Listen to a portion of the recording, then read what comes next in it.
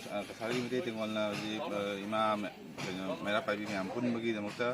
ya langja duna ji program sinjari to myam jemi si program se haji hobi tori mangi bu program da sinja bani to myam jemi si myam sida soingam jawo so ina janjab sida ngapi gani ado jara ga myam ima sinda paudi laibu aina sana pijaning badi myam punsi ima mo tong oisi to gi pan koi kona jara pani Mayam saujam ini yang sibiu, asal singkong apa busung sibiu, jadi tengok lagi lagi anak-anak anda pembeli, jadi dua si makat ada. Orang ibu tahu kan wahai nahan makat tak asal singkong pembeli. Ya haura ya, ini sih, ini sih. Hello, hello. Koi ki, nasi ki, apun pemain ki gol ki main ki deki. Apalam de gilaki ni pa baca guru imai gol kecer apa masih dah jo birak le hai bagi jam na nungai jaba phongdok jaba galoi na na ekhoi gi mekham masih hojana bagi damak ekhoi meang gi mekham da dolong ning sing jeri salai terki phang tham le harega aikone lai kuram banina maitei tingol asi aikoi gi maitei dharma sandori bijala aina khanbi ram sai lana robi ga noi ma sing aikoi na sa sing ase punamak hindu chapa haibadi hausi aikoi salai tare ki phiral asina manipur ki phiral le asumna aikoi gi salai tare ki phiral le india ki phiral na angauba angangba asangba lai ba sumna Hindu, Kristen, amati Muslim na taruh siapa cuma adu mulai aku jadi Manipur dia sih kenal ni, masih aku terima saya mungkin aja dia itu na patang asyik dapat tinggal, kan di sandok saya masih dah, masih apun bawa itu ini kau aku ini gaura jalan masuk jahat jalan masuk bawa itu orang kati kau ini, adu bawa itu ini luang pun ngasih minumin masih dah, mau gesutong kita berbatung gesutong orang tu bang adu luang pun masih dah hidup kita bang, apun bawa itu ini gol game itu. Nang pele tena thagat pagan na puram jeri akoi ji bi gine volleyball lo team mani deng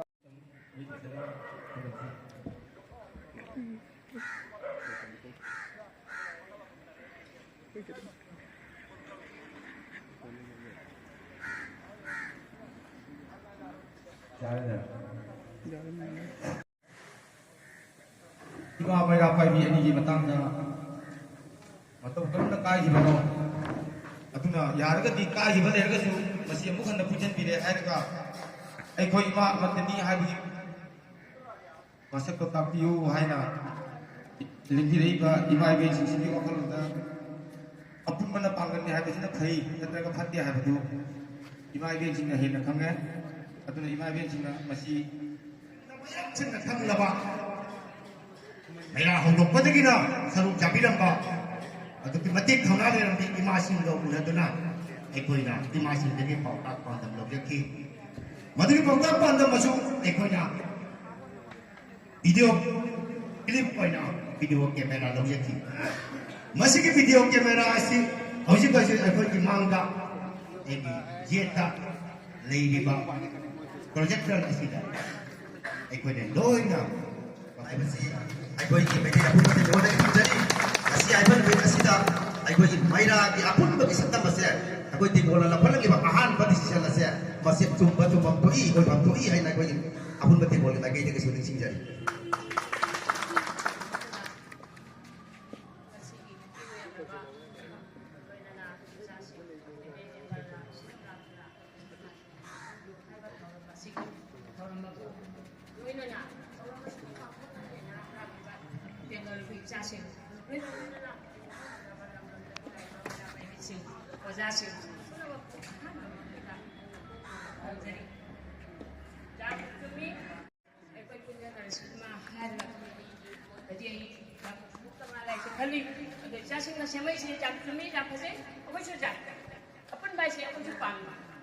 Desa orang su thorang putih mata di apa kundi nagani, atau golok ani pun bagi sedih matang terangani. Masih mahal juga, hayuma hektar pun gani hai bawa pun semedi. Aina thada bakara wali, aisu ngamjade. ꯑꯩꯁꯨ ꯁꯣꯝꯗ ꯃꯌꯥꯝꯒꯤ ꯑꯉꯥꯡꯁꯤꯡꯒꯤ ꯂꯨꯞ ꯄꯨꯔꯤꯕ ꯀꯧꯕꯅꯤꯅ ꯃꯣꯏꯒꯤ ꯋꯥ ꯇꯥꯗꯅ ꯑꯩ ꯈꯛꯇ ꯑꯩꯈꯣꯏꯁꯦ ꯁꯨꯃꯥꯏꯅ ꯇꯧꯔꯦ ꯑꯍꯥꯟꯕꯗ ꯁꯤꯜꯆꯔꯒꯤ ꯑꯣꯖꯥꯁꯤꯡꯅ ꯄꯥꯎ ꯄꯤꯔꯛꯏ ꯏꯆꯦ ꯑꯁꯨꯃꯥꯏꯅ ꯇꯧꯗꯅ ꯂꯨꯞ ꯑꯅꯤꯁꯤ ꯄꯨꯟꯁꯤꯟꯁꯤ ꯑꯣꯖꯥ ꯐꯖꯩꯕꯨ ꯌꯥꯏ ꯀꯔꯤꯝ ꯀꯥꯏꯗꯦ ꯂꯨꯞ ꯑꯅꯤ ꯄꯨꯟꯁꯤꯟꯕꯗꯣ ꯌꯥꯏ ꯆꯤꯟꯗ ꯄꯨꯟꯁꯤꯜꯂꯦ ꯍꯥꯏꯔꯒ ꯌꯥꯔꯣꯏ ꯑꯗꯨꯒ ꯃꯔꯝꯗꯤ ꯑꯩꯈꯣꯏ ꯈꯨꯟꯒꯤ ꯗꯣꯜꯁꯨ ꯁꯕ ꯗꯤꯕꯤꯖꯟꯒꯤ ꯗꯣꯜꯁꯨ ꯁꯦꯟꯇ꯭ꯔꯦꯜꯒꯤ ꯗꯣꯜꯁꯨ ꯂꯩꯔꯤꯕ ꯑꯣꯖꯥꯁꯤꯡ ꯑꯦꯗꯚꯥꯏꯖꯔꯤꯁꯤꯡ ꯕꯣꯗꯤ ꯄꯨꯔꯤꯕꯁꯤꯡ ꯃꯁꯤ ꯐꯝꯃꯤꯟꯅꯔꯒ ꯉꯁꯤ ꯉꯔꯥꯡꯒꯤ ꯃꯩꯔꯥ ꯅꯠꯇꯦ ꯆꯍꯤ 30-40 ꯂꯥꯛꯑꯕ ꯃꯩꯔꯥꯅꯤ ꯑꯗꯨꯅ ꯑꯁꯨꯛ ꯀꯨꯏꯅ ꯂꯥꯛꯄꯁꯤꯗ ꯉꯁꯤ ꯑꯩꯈꯣꯏ ꯑꯅꯤꯁꯦ ꯑꯣꯖꯥꯔꯥꯅꯤ ꯔꯥꯖꯅꯤꯇꯤ ꯋꯥꯂꯥꯁꯤꯡꯅ ꯃꯀꯣꯛꯇ ꯁꯝꯍꯧꯗ꯭ꯔꯕ ꯑꯣꯖꯥꯁꯤꯡꯅ ꯐꯝꯖꯤꯜꯂꯒ ꯏꯃꯥ ꯏꯕꯦꯟ ꯆꯝꯖꯔꯕꯤ ꯄ꯭ꯔꯦꯁꯤꯗꯦꯟ ꯑꯣꯏꯕ ꯁꯦꯀ꯭ꯔꯦꯇꯔꯤ ꯑꯣꯏꯕꯁꯤꯡ ꯑꯁꯦ ꯀꯔꯤꯃꯠꯇ ꯈꯪꯖꯕ ꯉꯁꯥꯏꯒꯤ ꯃꯀꯣꯛꯇ ꯁꯝꯍꯧꯗ꯭ꯔꯕ ꯃꯩꯔꯥ ꯄꯥꯏꯕ ꯑꯣꯖꯥꯁꯤꯡ ꯑꯁꯤꯅ ꯍꯦꯟꯗꯂꯤꯡ ꯇꯧꯔꯦ ꯍꯥꯏꯔꯒ ꯄꯨꯔꯩꯗ ꯂꯩꯗꯅ ꯑꯩꯈꯣꯏ ꯃꯩꯇꯩ ꯃꯆꯥ ꯃꯌꯥꯝꯁꯦ ꯋꯥꯏꯕꯤꯔꯦ ꯉꯁꯤ ꯑꯩꯅ ꯄꯨꯖꯔꯛꯂꯤꯕꯁꯦ ꯑꯩ ꯏꯁꯥꯒꯤ ꯆꯍꯤ 51 ꯁꯨꯔꯦ ꯑꯩꯁꯦ ꯃꯌꯥꯝ ꯃꯔꯛꯇ ꯃꯤꯅꯤꯁꯇꯔ ꯑꯣꯏꯕ ꯑꯐꯥꯎꯕ ꯑꯣꯏꯒꯦ ꯍꯥꯏꯅ ꯄꯨꯖꯔꯛꯄꯅꯤ ꯑꯩꯒꯤ ꯏꯆꯥ ꯆꯍꯤ 2 ꯐꯥꯔꯦ ꯑꯩꯒꯤ ꯏꯆꯥꯁꯤꯅ ꯀꯔꯤ ꯂꯝꯕꯤ ꯆꯠꯀꯅꯤ ꯍꯌꯦꯡ ꯀꯃꯥꯏꯅ ꯑꯩꯈꯣꯏꯅ ꯃꯤꯠ ꯎꯁꯤꯟꯈ꯭ꯔꯕ ꯃꯇꯨꯡꯗ ꯇꯧꯒꯗꯕ ꯀꯨꯝꯍꯩꯁꯤ ꯀꯩꯅꯣ ꯃꯩꯇꯩ ꯃꯆꯥꯁꯤꯡ ꯑꯃꯠꯇ ꯃꯥꯟꯅꯗ꯭ꯔꯦ ꯏꯃꯥꯁꯤꯡꯁꯤꯅ ꯃꯥꯏꯀꯩ ꯂꯥꯏꯅ ꯆꯠꯂꯦ ꯑꯗꯨꯒ ꯂꯩꯔꯤꯕ ꯁꯤꯑꯣꯁꯣ ꯃꯌꯥꯝ ꯑꯁꯤꯅ ꯃꯥꯒꯤ ꯄꯥꯔꯠ ꯑꯃ ꯈꯥꯏꯗꯣꯛꯑ ꯆꯠꯂꯦ ꯁꯤꯑꯣꯁꯣꯒꯤ ꯆꯦꯝꯄꯤꯌꯣ ꯑꯗ ꯇꯦꯂꯤꯚꯤꯖꯟꯒꯤ ꯃꯇꯥꯡꯗ ꯂꯛꯈꯤꯄꯨꯔꯗ ꯇꯦꯂꯤꯚꯤꯖꯟ ꯇꯧꯕꯒꯤ ꯃꯇꯥꯡꯗ ꯇꯦꯂꯤꯚꯤꯖꯟ ꯑꯅꯤꯔꯛ ꯆꯠꯂꯤ ꯑꯃꯅ ꯌꯨꯅꯥꯏꯇꯦꯗ ꯀ꯭ꯂꯕꯀꯤ ꯃꯥꯏꯀꯩꯗꯒꯤ ꯑꯃꯅ ꯃꯀꯜꯒꯤ ꯃꯥꯏꯀꯩꯗꯒꯤ ꯁꯤꯑꯣꯁꯣꯁꯦ ꯃꯌꯥꯝ ꯑꯃ ꯄꯨꯟꯁꯤꯟꯈ꯭ꯔꯦ ꯃꯀꯜꯂꯣꯝꯗ ꯑꯗꯨꯒ ꯌꯨꯅꯥꯏꯇꯦꯗ ꯀ꯭ꯂꯕꯇ ꯃꯌꯥꯝ ꯑꯃ ꯄꯨꯟꯁꯤꯜꯂꯦ ꯑꯩ ꯏꯁꯥꯃꯛ ꯏꯂꯥꯀꯥ ꯗꯤꯄꯥꯔꯠꯃꯦꯟꯠ ꯌꯨꯅꯥꯏꯇꯦꯗ ꯀ꯭ꯂꯕ ꯄ꯭ꯔꯦꯁꯤꯗꯦꯟꯠꯅꯤ ꯑꯗꯣ ꯀ꯭ꯂꯕꯇ ꯍꯥꯏꯔꯛꯄꯅꯤꯅ ꯆꯠꯂꯦ ꯆꯝꯖꯔꯤꯕ ꯃꯌꯥꯏꯗ ꯋꯥꯔꯤꯁꯤ ꯀꯅꯥꯅꯣ ꯏꯃꯥ ꯏꯕꯦꯟꯁꯤꯡ ꯑꯆꯨꯝꯕꯒꯤꯗꯃꯛꯇꯅꯤ ꯅꯆꯥ ꯃꯌꯥꯝꯁꯦ ꯂꯝꯖꯤꯡ ꯇꯧꯕꯤꯔꯝꯃꯣ ꯍꯥꯏꯗꯨꯅ ꯑꯩꯈꯣꯏꯅ ꯍꯥꯏꯔꯤꯁꯤꯕꯨ ꯀꯔꯤꯒꯤ ꯆꯦꯟꯕꯤꯔꯤꯕꯁꯤ ꯑꯁꯤꯁꯨ ꯑꯉꯛꯄ ꯋꯥꯈꯜ ꯑꯃꯅꯤ ꯃꯁꯤꯅ ꯇꯥꯛꯄꯗꯤ ꯑꯩ ꯐꯝ ꯊꯥꯗꯣꯛꯄꯤꯒꯦ ꯃꯁꯤꯒꯤ ꯋꯥꯔꯤꯁꯤ ꯑꯩꯅ ꯍꯥꯏꯖꯒꯗꯕꯗꯤ ꯆꯝꯖꯔꯕ ꯏꯃꯥ ꯏꯕꯦꯟꯁꯤꯡꯁꯦ ꯆꯝꯈ꯭ꯔ ꯄꯣꯠꯅꯤ ꯉꯁꯤ ꯀꯗꯥꯏꯗꯒꯤ ꯂꯥꯛꯏꯅꯣ ꯂꯥꯞꯈ꯭ꯔꯕ ꯕꯥꯝꯕ꯭ꯔꯥꯄꯨꯔ ꯃꯗꯨꯗꯒꯤ ꯖꯂꯒꯥꯗ ꯑꯗꯨꯗꯒꯤ ꯂꯥꯞꯄ ꯃꯐꯝꯗꯒꯤ ꯂꯥꯛꯏ ꯁꯤ ꯁꯦꯡꯂꯕ ꯏꯃꯥ ꯏꯕꯦꯟ ꯉꯥꯛꯇꯅꯤ ꯃꯣꯏꯁꯦ ꯆꯥꯎꯕꯒꯤ ꯊꯕꯛ ꯌꯥꯔꯔꯣꯏꯅ ꯃꯣꯏꯁꯦ ꯄꯥꯛꯊꯣꯛꯄ ꯊꯥꯕꯤꯗꯦꯕ ꯑꯁꯨꯝꯕ ꯚꯤꯗꯤꯑꯣ ꯀ꯭ꯂꯤꯞ ꯄꯨꯝꯅꯃꯛ ꯅꯆꯥꯁꯤꯡꯗ ꯂꯩꯖꯔꯤ ꯃꯁꯤꯒꯤ ꯀ꯭ꯂꯤꯞ ꯃꯌꯥꯝꯁꯦ ꯈꯣꯝꯖꯤꯟꯖꯔꯤ ꯍꯥꯏꯔꯒ ꯇꯦꯟꯈ꯭ꯔꯕ ꯃꯇꯝ ꯑꯁꯤꯗ ꯃꯤꯌꯥꯝꯕꯨ ꯃꯥꯅ ꯁꯤꯡꯅꯕꯅꯦꯕ ꯃꯩꯇꯩ ꯇꯦꯡꯀꯣ ꯅꯠꯇꯦ ꯁꯤꯡꯅꯔꯤꯁꯦ ꯏꯃꯥ ꯏꯕꯦꯟꯁꯤꯡꯕꯨ ꯆꯝꯖꯔꯕꯤ ꯏꯃꯥ ꯏꯕꯦꯟꯁꯤꯡ ꯁꯥꯇ꯭ꯔ ꯁꯥꯇ꯭ꯔꯁꯤꯡꯕꯨ ꯁꯤꯡꯅꯕꯅꯤ ꯃꯁꯤꯃꯗꯤ ꯑꯩꯅ ꯍꯥꯏꯅꯤꯡꯉꯤ ꯃꯌꯦꯛ ꯁꯦꯡꯅ ꯏꯃꯥꯁꯤꯡꯅ ꯑꯩꯈꯣꯏꯅ ꯍꯥꯏꯖꯅꯤꯡꯕ ꯃꯇꯝ ꯑꯩꯈꯣꯏ ꯍꯧꯖꯤꯛ ꯑꯄꯨꯟꯕ ꯃꯩꯇꯩ ꯇꯦꯡꯀꯣꯜꯗ ꯊꯣꯛꯆꯔꯒꯦ ꯃꯁꯤ ꯑꯩꯈꯣꯏꯒꯤ ꯁꯂꯥꯏ ꯇꯔꯦꯠꯀꯤ ꯊꯥꯡ ꯑꯁꯦ ꯑꯩꯈꯣꯏ ꯋꯥꯁꯛ ꯄꯔꯤꯡ ꯂꯧꯔꯒ ꯑꯆꯨꯝꯕꯒꯤ ꯂꯝꯕꯦꯟꯗ ꯃꯩꯇꯩꯒꯤꯗꯃꯛꯇ ꯊꯋꯥꯏ ꯐꯥꯎꯕ ꯊꯥꯒꯅ ꯍꯥꯏꯕ ꯊꯣꯛꯂꯕꯅꯤ ꯏꯃꯥ ꯃꯔꯝ ꯑꯗꯨꯅ ꯑꯩꯈꯣꯏꯅ ꯉꯁꯤ ꯇꯤꯡꯍꯜꯂꯔꯣꯏ ꯑꯩꯈꯣꯏꯅ ꯂꯧꯈꯤꯕ ꯈꯣꯡꯐꯝ ꯑꯗꯣ ꯑꯃꯨꯛ ꯕꯦꯛꯇꯤ ꯆꯠꯂꯔꯣꯏ ꯃꯁꯤꯃꯗꯤ ꯏꯃꯥꯁꯤꯡꯗ ꯉꯁꯤ ꯍꯥꯏꯖꯒꯦ ꯑꯗꯨꯒ ꯈꯨꯟ-ꯈꯨꯟꯗꯒꯤ ꯂꯦꯡꯕꯤꯔꯛꯄ ꯏꯃꯥ ꯃꯩꯔꯥ ꯄꯥꯏꯕꯤꯒꯤ ꯄ꯭ꯔꯦꯁꯤꯗꯦꯟꯠꯁꯤꯡꯒꯤ ꯃꯔꯛꯇꯒꯤꯁꯨ ꯋꯥꯍꯩ ꯑꯁꯤ ꯑꯃꯃꯝꯇ ꯑꯩꯈꯣꯏꯅ ꯐꯣꯡꯗꯣꯛꯍꯟꯖꯒꯅꯤ ꯃꯗꯨ ꯑꯣꯖꯥ ꯑꯁꯤꯒꯨꯝꯕ ꯃꯤꯐꯝ ꯑꯁꯤ ꯁꯤꯟꯕꯤꯔꯤꯕ ꯑꯗꯨꯒ ꯁꯤꯟꯅꯕ ꯍꯣꯠꯅꯕꯗ ꯑꯋꯥ ꯑꯅꯥ ꯀꯌꯥ ꯑꯗꯨꯒ ꯄꯣꯛꯆꯕ ꯑꯣꯔꯒꯅꯥꯏꯖꯦꯁꯟꯗꯣ ꯃꯥꯒꯤ ꯃꯥꯡꯖꯕꯅꯤ ꯍꯥꯏꯖꯒꯦ ꯀꯔꯤꯅ ꯑꯩ ꯂꯨꯄꯥ 500 ꯍꯥꯞꯄꯨꯔꯤꯅꯤ ꯍꯟꯗꯛ ꯃꯅꯤꯄꯨꯔꯗ ꯇꯧꯔꯤꯕ ꯑꯩꯈꯣꯏ ꯅꯨꯡꯒꯤ 5,000 ꯍꯥꯞꯄꯦꯕ ꯃꯅꯤꯄꯨꯔꯤ ꯗꯦꯕꯂꯞꯃꯦꯟꯠ ꯀꯥꯎꯟꯁꯤꯜ ꯑꯗꯨꯅ ꯂꯣꯏꯅ ꯍꯥꯞꯄꯤ ꯑꯩ ꯐꯥꯀꯜ ꯂꯣꯏ ꯌꯥꯎꯏ ꯃꯗꯨꯒ ꯑꯣꯔꯒꯅꯥꯏꯖꯦꯁꯟ ꯈꯔꯅ ꯂꯩꯕ ꯅꯤꯝꯕꯤꯗꯤ ꯑꯗꯨꯅꯤ ꯑꯩꯕꯨ ꯀꯞꯊꯣꯛꯆꯕ ꯃꯤꯗꯣ ꯑꯩ ꯌꯥꯝꯅ ꯍꯩꯔꯦ ꯁꯤꯡꯉꯦ ꯍꯥꯏꯕꯅꯤꯅ ꯑꯩꯉꯣꯟꯗꯒꯤ ꯂꯥꯛꯀꯗꯕ ꯆꯟꯗꯥꯗꯣ ꯃꯥꯒꯤ ꯃꯥꯡꯖꯩꯕ ꯑꯩꯗꯤ ꯃꯤꯒꯤꯗꯒꯤ ꯅꯥꯏꯗꯦ ꯄꯨꯜꯂꯒ ꯍꯣꯠꯆꯕ ꯇꯧꯏ ꯄꯥꯎ ꯇꯥꯕꯗꯤ ꯂꯥꯛꯆꯅꯤ ꯑꯗꯨꯅ ꯑꯩꯅ ꯍꯥꯏꯖꯅꯤꯡꯉꯤꯁꯦ ꯃꯩꯔꯥꯁꯦ ꯄꯨꯟꯁꯤꯟꯁꯤ ꯑꯗꯨꯒ ꯑꯩꯈꯣꯏꯒꯤ ꯑꯔꯥꯝꯕ ꯑꯄꯨꯟꯕ ꯇꯦꯡꯒꯣꯜꯗꯁꯨ ꯈꯤꯇꯪ ꯑꯩꯅ ꯀꯟꯅ ꯍꯥꯏꯖꯕ ꯅꯠꯇ꯭ꯔꯒ ꯑꯩꯈꯣꯏ ꯏꯄꯥ ꯏꯄꯨꯒꯤ ꯑꯍꯨꯝꯂꯛꯇꯤ ꯌꯦꯡꯁꯦꯕ ꯀꯌꯥꯁꯤ ꯀꯟꯅ ꯅꯛꯁꯜꯂꯣꯏ ꯍꯧꯖꯤꯛ ꯕ꯭ꯔꯦꯛ ꯂꯧꯔꯤ ꯃꯌꯥꯝ ꯈꯦꯆꯤ ꯆꯥꯕꯒꯤ ꯉꯥꯏꯍꯥꯛ ꯄꯣꯊꯥꯅꯕꯒꯤ ꯃꯌꯥꯝ ꯕ꯭ꯔꯦꯛ ꯂꯧꯅꯔꯤ ꯁꯤ ꯂꯣꯏꯔꯒ ꯑꯃꯨꯛ ꯃꯤꯇꯤꯡꯁꯦ ꯃꯈꯥ ꯆꯠꯊꯒꯅꯤ ꯃꯌꯥꯝ ꯇꯥꯃꯤꯟꯅꯁꯤ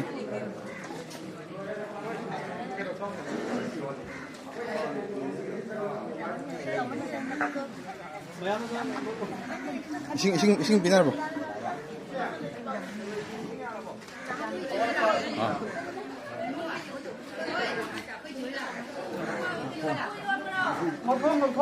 ngasi기 mifamnida punma haibase aigi wakhandadi khitang nikokne karigi na haibada punma haibase ani maki akhoi phang pubiriba mayamse loina pullaga makhoi ga tanaraga aduga apunma ma poraaga matungda akhoi sinlang mase asina afaba oigadra aina ai wakhan pai basi chuna ni tawri te lak mai maya masih masih hayek seng khakabani masida koine hauji ai naije ki batuni budom thangala so haidi rami aku biti ke dajin function ke aja wei dikhe chuak ki sare ke jai wei jai masih jana chuma bo pham masih ki maira ki matang se akoi na mamang da ki thagat pa jai adu mai te te goldi masih mars ta ko thokri ba ai ko manipur ki yo asida mai te haba jati se bi kam thok ba thok ta ba jatre hai ba mai te te gol se ai ko ya pun ka mai te te gol ka sa da kar ba ai ko thorap pati mi han ke thorap pa te manipur da ko lam ja we thorap pa te mathau ta ga ti lam thu jau tu ni asi ko samaj se mo tu na le ba ai matai maya ba le ba ko samaj ka asuma maya ta sin do ke hai na mai te te gol se thorap pa masih sendok kan na kasi ai ko ki mai te samaj se ko da ai ko ki lam ji masing bagi masih aku ingat betul kerja kita kon MLA butuh pengabdi ama butuh pengabdi ama toko pengabdi aduh mati zaman yang sih ini berak ini tapi tidak bisa macam ini masih mama ngerti jebak sudah ke semua saya naik kembali aku ini lalu lingkungan ke semua saya naik kembali mati masa sih ini masih tetap naik saya aku ini masa sih ini power betul tu nilai sih aku ini apa buat sekarang ini aku ini betul bangga sama betul tahu ini habis ya sekarang ini itu soalnya betul tempat ini baik aku ini masih cina loh nama kan bani baik bayang saya manghal le hairaga aikoi samaj se sumak puri madu ku bakta thol ko mai dei ko aikoi lang tong ye mi hat ke thol ko da de mathang asiti aikoi gi ya pa arapa pradip tagi ausi bahag aikoi gi narandor ki secretary na putiri ya pa sina mai dei gi thabak thom da thawai jam jam ja ya mani adu ko lona na asi aikoi bagi mukta maroi na khoi tengoli apunba miwai singna ullaga khaiba mukoi gi mor mukoi ba thani gi tambi singdo tomang tomana hangabiro natragana apunba gi phimo aroi bana singiro adu tigi maka ta ba chan tengona lokut biwaina asia jaraga mayam ri bitai ram imai bin singse niam bi bama ko to na ko hinna lai bana magi pangan sukka lai ro ya bi sei niam ba tam jadi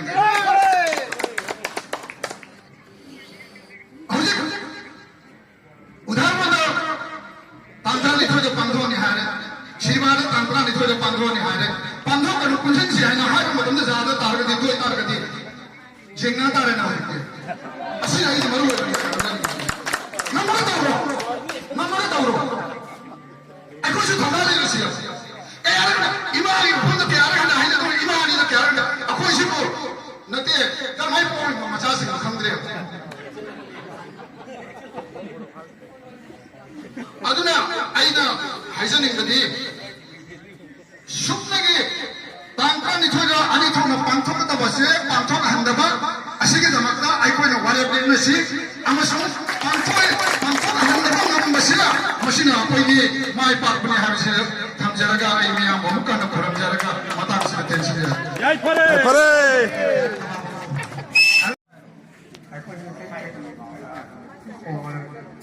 China was a fashion. The yard is kind of honey over mutation started by Mayam Sibi Wakan to Kulumas. Amata wanted to become a star. Kasar district subdivision had the constitution university key and corner. Maya by unit subdivision unit. Subdivision committee, subdivision unit, I am a subdivision unit, Jam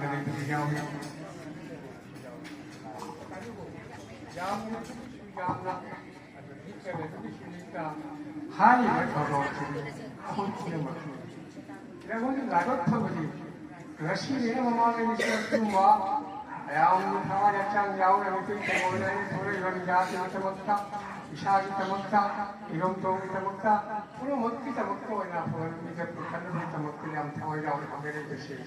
무엇이 뭐는가 수마야 아구지 뭐라 그리 뭐그디 한지 먹음들 뭐로냐 그 가사 디스트릭에 이거 subdivision territory 레이바 마야 바이비 subdivision committee 만 걸을 유닛 생기 president secretary 아주 그런 것만 있으면 시가 ngàn tuổi gì đó các bạn tôi cũng có cái sự khăn vào cái tâm trạng mọi cái ngồi cái gì sinh nhật anh muốn xin đi mà ra Ima ani masa ama tension budi wasidi. Aku ni kali dengan dulu lama dina. Shawnari lama su shawnari ber. Aduh hantar apa kali ima ani isari kai budi priya misi kau raja. Priya misi makan ni hamsi. Aku ni mungkin orang bukan je basu je priya. Basu je priya misi mama ama su masa ni malam berayur priya misi basu je priya misi kau. Aduh basu je priya misi kai dong ini semua sudah thana wana kapsa bahaya berasal. Niti di mana lay libra, lay tabra. Niti yang sekarang kawin, niti yang dharma. Dharma yang sekarang kawin, karma dharma kawin. Aduh, aku ini kau ini saya karma sih. Semasa kita mukta wina, desh kita mukta wina, jati kita mukta wina, puluh mak kita mukta karma sih yang karma sih na. Waktu saya ini. Aduh, uji.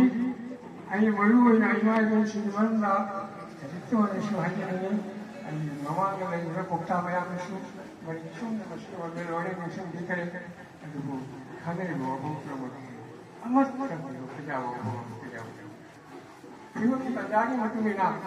Maka mama dia nanti mata mama dia tak kena mata. Lu ni saya kerja, macam lagi bertemu juga. Punya dia tak. Aduh, mama tu semua tu berpolo tu merah. Aku apa nama semua itu betul. Kamu lusi, ini mana orang yang hari berwakan satu orang. Kau yang berwakan ni nak lain betul bisa bersih panggung lebih terbuka. Cara yang terbuka. Masuk. Mana ni terbuka. Lain bersih nak ada isu ni terpilih wina. Cari ikhwan sendiri. Asyik maya ni kamu tu wina. Ayo, fungsi yang sini mereka makan yang terpilih. Kalau ayah maya cari, ini semua buat ini macam siapa ni? Bawa si sistem sini si panggung ni terbuka. Lima ni gambar, kau ni jadi.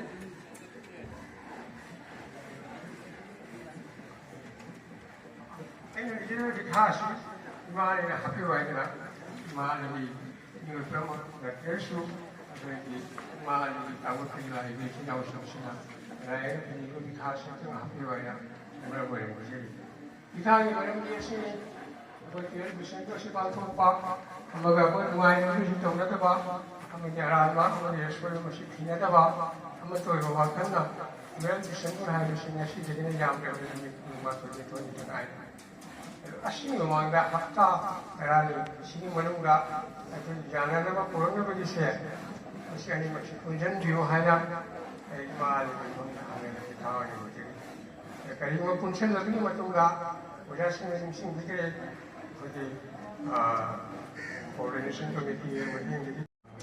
naik dari mana tu kan di assistant station. Saya lalu macam mana kan high grade, kali ini संस्था में हिम्मत आ रही है हमारी नियम कानून में macam ni संस्था तो सेम रहेगा ती, अभी macam dah kaya berlaku, pun berlaku tu, ini संस्था tu terbuka. Ada masih yang macam tak ada ni, lagi bertari. Thagi menungga, masih promosi soalnya lain type kan itu bisa aku jadi promosi pantun apa, terus thongna ini mana ni promosi, bayam ni promosi, interaction dari pagi promosi, dikhawa ni, dikhawa happy ho, taragi somasti, jati itu mungkin ini jadi dikhas, masih harga, masih teman kerja sendiri. Orang sudah pergi uji hausik sentral ki body bubiri ba. Presiden na adu to harga secretary na khata kolom punamak secretary ki makuta ki thokpham thoi. Secretary ama ki wa ama sumjau jaudra secretary sukhang khangdra decision ama hekta laudra sibada tawgani aina ariba wafam asidi yam lando wafam ni masigi CSO se jada ba CSO ni masi अकोई Meitei की CSO पूरा Manipur खंगे Kasar खंगे Assam खंगे Tripura खंगे CSO पूरा की ख्वाई चाव CSO से इमा मैरा पाइबीनेबा इमा मैरा पाइबी हेनबा CSO Meitei लेते Maitai ima sing nasu Manipur se tangdura lai mi Maitai nupi na purmak se tangdura lai bani adu Maitai nupi thuai ba taragati macha nipa sing se kari boi gani angau madu na chakki bata bani loi ni sa je na dara mafam marang lai dara maduna imana handak simba na tawgadari ba ase aikoi gi decision saukite mase tawbai yaroi aibo mafam mase imana aikoi gi social media da thongdok piu ayeng tang kuthra gi manungda mase gi apun bagi saktam amakari ba उत्तम तांगती महिलागी 12 December से मरगई अलिमत तो जारो है ना इमान फंग किरमो नसा को सुतुंग इंजागे Imangi मतुंगा नबने वाले नसी की मयाम तीन दिन ये मेरे रोहन सिंह से अमृता शोई के जाते हो मुझे अब ये लास्ट तारीख कंट्रा से मसा सिंह ने जो दिखा से करीब महारी देव तारगती असी मतुंगा आई नुसिजरबा इतई तेंगोल इचिनाव सिंह मुसिंग मारे पर दिमाग में सिंह ना पोजीशन दा कोई जाओ चाहे Hey, Father!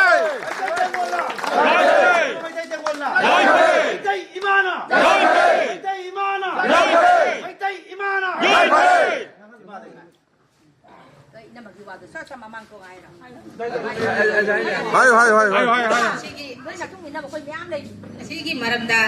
ay di ihanan ba kung kulpuda may pam matamda o yarang may party sujawi adigi di kaya mo inupido kanyang hay day natin Kuyen mo mo. kuyen lah Mamo. may oh ado moy sulai ado gi mamang duda ai di sini nau sin loi na secretary president pura mak loi na jawi ado di mamang duda gi hai di kari kuma silba da pang to ko taraga di ai gi isa gi tarap gi oina ai di jaw jaroi atai gi di thingbang amoy hojik di sunai division pura mak loi na president na tata di akoi su chaloi ne pura mak loi na warai na kare simakan side adu ima sibagi pagtopase imagi wakaronda Khangande sibada pangthok base mongol purna pangthok jaga na khaija ba mongol purna pangthok jaga haibe singa se sibagi se decision tadra pui dia ina mongol purna si mongol pur singa khoi pangthok si ai hai do ji sibagi wari pam tang ma lo ru ga ma chaki ba ya se ma ma thon kana wari se lo ba jabra ataba karamba advisor puri ba karamba secretary puri ba adudi mana khangre secretary की मफम से खंगे secretary su khangda ba secretary jautna karamba wari lepkiba ngarang se meeting nai ma meeting ka we meeting chate sibagi nubi numita jangjang launa leirami ba sibagi kangbu se adu moina kari janang de madudi khoi jati ba sunai da kari gumba thok wa thoma thok da ai di mayam se kauraga tanaraga kona karama decision da si ke ai se kona asi kona lawi ya decision madi mang khan ba do man chum adu imana uji maki wakaldagi ai di mang sema matamda ima maya bulaga semani imana ngasi secretary obi base ai secretary wote aina chungdua banate mayamna ima se secretary matik sai haiduna ima bai bani alo ima se yamna lai bu mong na taw thok ba bani decision la wosidi hoji maitai tengol da na hajar bodagi ima na si wa pham se pala bani na hoji siba da taw da mathak se akole thing ba mathau ta Mak presiden happy bese dinje koi kolom tiar kanoda siga cingga koi kolom tiar koi siga iga kolom tiar leya ba ado meeting ni kauroga kisi korpu ma hauroga mase Roma kanto ki mayum da presiden na mi gi mayum da ola sangi presiden go mi gi mayum da presiden ha para les si bukan ana tau lagi sih amukta na phongdo phi ho mara amukta na phajat su na khoi social media da mayam da khang na ba president khan ki basi karamba mifam da kadai da kauraga maira gi mioi pun mak jauraga kungang gi president secretary pun mak ima sing jauraga khan khibra natraga kadai da khan khibano ai budi ma na mayek sen amta haibira mo mayam mang koina di paisoi na puro ko madam da presiden ja ha pa madam da advisor sinna ai di division kudingi koi gi secretary president je ko phale ade mathung da khongang gi secretary president ju jauna mayamna khanbado mayamna apamado adu president habi madi vice president ni madi dabini haina hairaga adu maunda hapani rumaga togi mayumda Jumma dabu ona sangi president sibu jumma dabu president hapna Susah berapa Maitai asal mati asal lagi bawa sama segi Jumma mada presiden kan kirimi asigi presiden sih nasum tahu lah ini masih uji dia boleh siang na ima sih nak kenal ya Lai chu wo khang da ba Lai chu wo khang da ma English ma yang ma pi ne ma Bangla ma yang pi ma pangam rajim na Jai mana nani masih mati cakap mida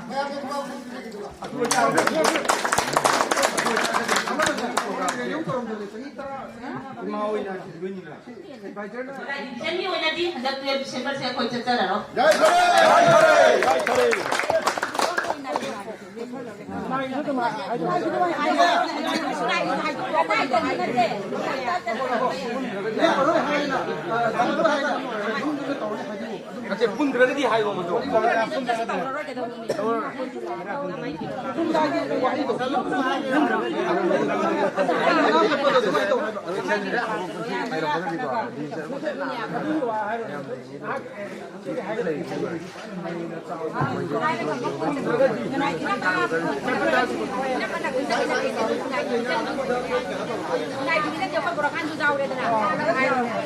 Aku ini patau leh, bapak pam tadi lima sing tu aku jalan nara berjalan kan, orang jaga ni masih masuk main aja ke? Matung dah sunai di mission dia wanya aku isu jum depan dokter ni aku siapa ini aku dokter apa warik dokter Aduh pak, aku Jaipur lagi kita pergi na, ayo Jaipur makan lagi ni, bayar apa di masing musuhai, amat tu tharoy masih lagi wah.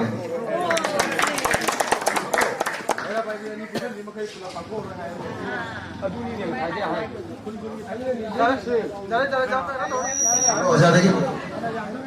Acha koina tawjari ba tabak thoro machum bagi tabak ta thorna ba hawai thawda ka thok lagi haiduna akoi gi salai gi thang chik tuna asi maitai samas ta mu de ba pun makje sin thok lagi haiduna thoro ni ba pun maitai tengona phal le ba thawdang ache asi ma mayam na taw pun te jam pun ma mai pa ko yu haiduna ma sinda akoi na ko ma tangi jari ma sin